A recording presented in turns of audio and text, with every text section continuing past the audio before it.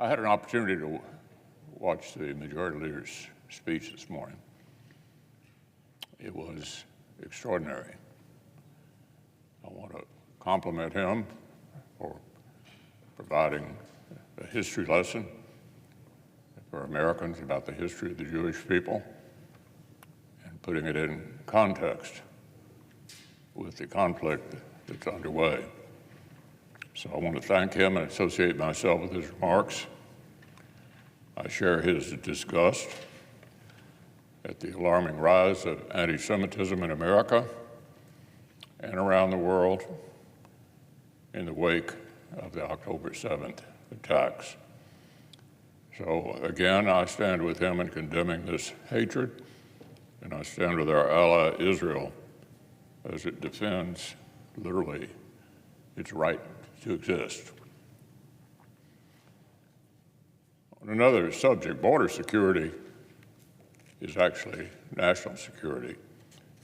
This is not just a statement of legislative priorities or partisan politics. It's a fact of human history. The Senate has little more than 2 weeks to deliver supplemental legislation on the 4 urgent national security priorities, and each one of them deals directly with the questions of border and sovereignty. For over a decade, Putin has been trying to redraw the borders of Europe. He's invaded and occupied Georgia and Ukraine. He's attempted assassinations and influence operations on foreign soil.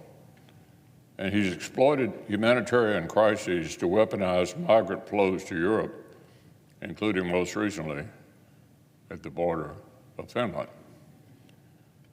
Meanwhile, the Hamas terrorists who rule Gaza violated sovereign borders on their way to slaughtering 1,200 Israelis and taking hundreds more hostages. These savages' stated objective is to erase the borders of the state of Israel, quote, from the river to the sea. China, for its part, is also keenly focused on challenging borders. The PRC has used force in an attempt to gain the upper hand along its border with India. It's expanded its military footprint in the South China Sea and threatened to resolve long-standing territorial disputes with multiple neighbors by force. And China's historic investments in military modernization are aimed at threatening Taiwan's sovereignty and bringing the island to heel. Borders matter. Sovereignty matters. The United States is a global superpower with global interests, and we have an interest in preventing autocrats and terrorists from trampling the borders of Europe, the Middle East, and the Indo-Pacific. Because if we leave them unchecked, these aggressors will keep challenging borders and keep starting wars. Borders are intrinsically and universally about a nation's security. Controlling and defending them is the essential predicate of sovereignty.